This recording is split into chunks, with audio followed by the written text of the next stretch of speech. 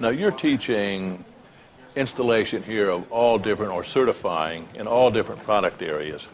Right. What's the trend towards more installers learning how to install more products? I just talked to somebody here who had been a hardwood installer, ceramic installer, and is here to learn about carpet because his customers have asked him to. Mm-hmm. How prevalent is that to add more products to your skill level? Right. Since the decline in the economy, an installer can stay busier if he's proficient in more surfaces than just one, specializing in just one. So we have seen a big increase of guys who maybe they were installing wood, and now they want to install ceramic, they want to install vinyl, they'll also want to install carpet. These things that it gives the installer an opportunity to stay busy the whole week as opposed to working 1 and 2 days. Mm-hmm. We talked about the S600 installation standard, mm-hmm. and I don't want to talk about that specifically, but just assuming that this thing comes to pass at some time in the not too distant future,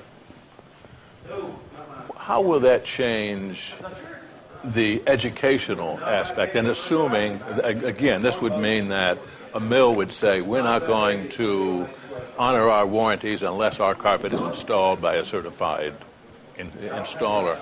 How would that change the whole education and certification part of this industry? It would be drastic. It would be drastic. Consumers could then go to a retailer and shop with confidence, not just confident that they're buying a quality product, but now the product is not a finished product. It's not a commodity. Now they're going to shop with confidence that their job will be done from the beginning to the end. It would seem to me that, and I don't know how many installers there are. You gave me a number one time when I interviewed you a while ago. How many installers would you say there are in the United States? The last count, or the last figure that I got, approximately 200,000. Really? Mm-hmm.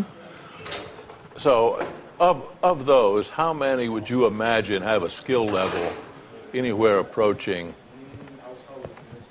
high quality? Right now, let's use a scale of 1 to 10. And right now, I would say the skill level of carpet installers in the United States would have to be about a 4. Okay. So then, what that means is that there's a whole lot of individuals out there that are going to have to get trained before they could install product to a manufacturer's specifications. That's correct. And if you use that scale 1 to 10, that means it's 60%. Yeah. 60%.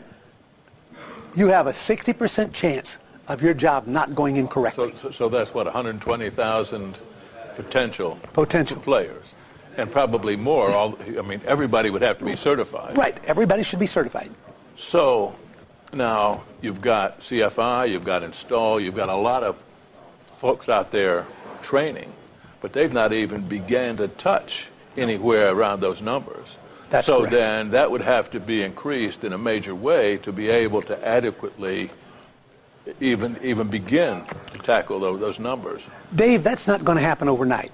I would project that the industry, under the leadership of the carpet mills, give the retailers 36 months to get their people to a certification or a training, whatever it takes to get these people certified.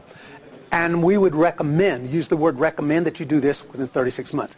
At the end of 36 months, we would say it is mandatory that if you install our product, it must be done someone who has a reputable reputation, a resume where they can prove that they've actually used quality products and they actually installed to the manufacturer's specifications. Now, just thinking of those numbers, I don't know how many people you would certify over the course of a year. But I don't think it would be anywhere near, this 120,000, whatever it is. No. How would the CFI organization potentially change to be able to adequately take care of all that? Well, we would hope that there would be other organizations besides the CFI doing this. We don't anticipate. And I'm sure there everybody. would. Yes, and I don't anticipate CFI.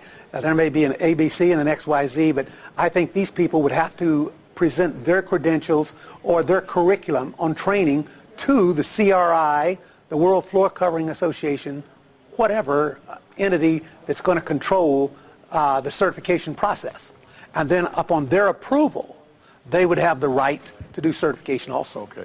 Jim, is there a potential, I have to imagine there is, for profit-making educational organizations in this business, if indeed manufacturers connect their warranties to a certified installer? That would mean, that would change everything in terms of paying for education and certification, would it not? Absolutely, absolutely. And it has to be driven by the manufacturer. Right. Yes. But it would change. There would be greater opportunities there for other people to be trained, especially if it is going to be, I hate to use the word forced training, but you got to say it like it is. Right now, our products are going down by untrained people. So then, would that be a model, the pay-for-education model that CFI might entertain? Absolutely. Absolutely. Our doors are open to anyone who wants to learn a trade. So, I mean, that would mean, I mean, I don't know what that means potentially, but it could mean you have various locations around the country that would train. At least 5. We have entertained this idea, and we would have 5 in major locations in major cities where the populace is, so that we can reach the populace in order to get them to train into this type of work. I don't think you're going to make a big dent in small rural areas. It has to be located in big areas. Right. But I mean, you would be able to do this where the people are. Absolutely. Basically. We would be able to do that. The other thing that I think about is just plain numbers. We had talked about the age, and I guess the age of installers is, the average age of the installation community is going up. Increase. Mm-hmm. Which means I suspect that a lot of the younger people are not coming into this, and I can't imagine a lot of people even are aware of such a thing. I don't know. We don't have, the CFI obviously doesn't have the money to do marketing, and we don't have a marketing division, which we would love to have, and make people aware. There's a lot of kids out here, a lot of young people out here that may not want to go to college. They may not want to go into corporate world, and they're content to work with their hands and be tradespeople, but they're unaware. They don't know where to find us. Yeah. And so you're absolutely correct. We have to find a way to reach these people. But in addition to that, we also have to be able to offer a location close to them so that they don't spend a lot of money transporting back and forth and paying motel bills, hotel bills, food bills while they're getting their training. Well, and I guess that theoretically, I mean, I don't think anybody is doing that now. Nobody is probably, or I don't know. I'll give that in the point of a question. Are there any organizations that are in efforts to recruit young people at this point to come in at the installation business? Not that I know of. The only one that I know of would be the install program. They probably have the money to go ahead and do their marketing. But as far as I know, the CFI is the only one. Now, there's some mills that's doing their own individual thing, but those are self-serving. Most of those things are self-serving, where we really don't care whose product it is. All we want to do is train people and find work for them. You know, it seems like pivotal to this whole situation, and it really blends into what we talked about, the retailer selling in installation. Mm-hmm. It really has to be an installer selling his attribute, selling his skill, his hand skills and his knowledge, and that doesn't see, and running his business efficiently. Mm-hmm. That doesn't seem to be something that we see enough at this point in time. That is correct, and that's why CFI is there. It's like a buying group. We need these individual installers out here. They need someone to connect with, a group to give them credentials, if you will, to tell people that they don't know that they are a qualified installer. To my knowledge, that's never been done.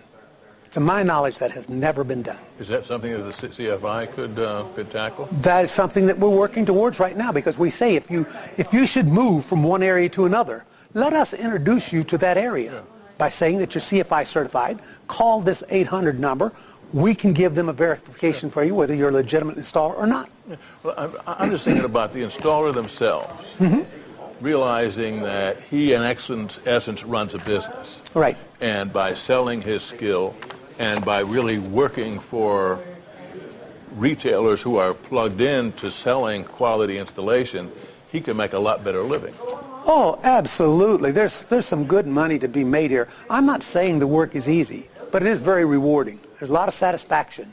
I know people that make big money that, I mean, hundreds of thousands of dollars, are very unhappy with what they're doing. Yeah. I also know this installer out here that's making, compared to him, minimal, but he's very happy at what he's doing. There's a lot of satisfaction to let that consumer know that their house looks so much better after we leave than when we arrived.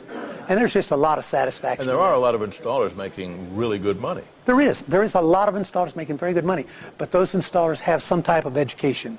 Most, now I'm going to say most installers right now, do not have enough business skills to run their business. They're hard workers, they're diligent, but they just don't have the skills to run. They have no idea what a P&L statement is. Okay.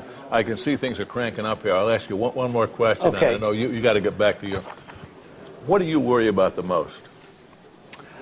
I worry about the installers being taken advantage of. That's what I worry about the most. The retailers, at best, we work in a predatory environment. The retailers want to take advantage of the installer. The installer want to take advantage of the retailer's customers. And I'm not saying that the mill wants to take advantage of anybody. That's just part of doing business.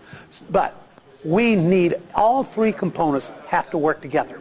The retailers have to realize that if the installer is willing to do the job according to manufacturer specifications, he must be compensated appropriately. That's a good place to leave it, Jim. That's a good place to leave it. Compensated appropriately. I like that. Yes. Jim, it's always great talking with you. You're doing great work here. And I guess I should say, and I don't know, we mentioned it on the front end, you had, I think, early on here, standing room only. So you've done really well here. That is correct. And we did get this every year in Dalton, or every year that we come here, we get this in Dalton, Georgia. It's just unbelievable. You wouldn't think in the manufacturing community that it would be this responsive. But we get a better response here probably than anywhere else in the country. Very good. Jim, thanks so much. Good luck with this whole thing, and good luck with all the things that you're doing. Thanks for the opportunity, Dave. My pleasure. We've been talking with Jim Walker. He is the CEO of the CFI. You were the chairman of the CFI. CEO of the CFI. Okay. Well, I thought I would give you a new title. We're talking with Jim Walker. He is the CEO of the CFI. We're in Dalton, Georgia. This is Talk Floor TV.